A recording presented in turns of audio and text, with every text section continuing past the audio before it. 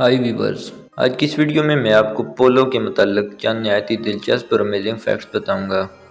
لیکن ویڈیو کا آغاز کرنے سے پہلے میری آپ لوگوں سے ایک گزارش ہے کہ اگر آپ میرے اس چینل پر نئے ہیں تو میرے اس چینل کو سبسکرائب کر دیں اور ساتھ میں موجود بیل آئیکن کو بھی پریس کر دیں تاکہ ہر نئی آنے والی ویڈیو کا نوٹیفیکیشن آپ کو بر وقت مل سکے۔ پولو ایک گھڑ سواری کا کھیل ہے جس کی جڑیں وسطی ایشیا میں 6 صدی قبل مسیح سے ہیں۔ اصل میں یہ اشرافیہ کی کیولری یونٹوں کے لیے ایک تربیتی مشق تھی۔ یہ 13ویں صدی میں جنوبی ایشیا میں پھیل گئی اور آج اس میں 6 کھلاڑیوں کی 2 ٹیمیں ہیں جو 10 منٹ کے وقفے کے ساتھ 1 گھنٹہ کھیل رہی ہیں۔ شندور پولو فیسٹیول، جو 7 سے 9 جولائی تک شندور پاس پر واقع دنیا کی بلند ترین پولو گراؤنڈ میں ہر سال منعقد ہوتا ہے۔ روایتی فری سٹائل پولو میچز، ثقافتی نمائش، میوزیکل پرفارمنس اور پیراگلائیڈنگ کی نمائش کرتا ہے۔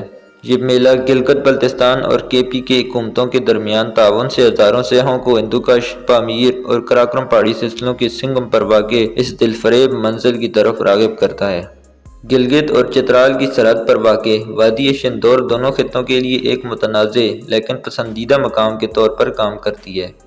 مقامی کمیونٹیز اسے ایک پناہ گاہ کے طور پر دیکھتی ہیں۔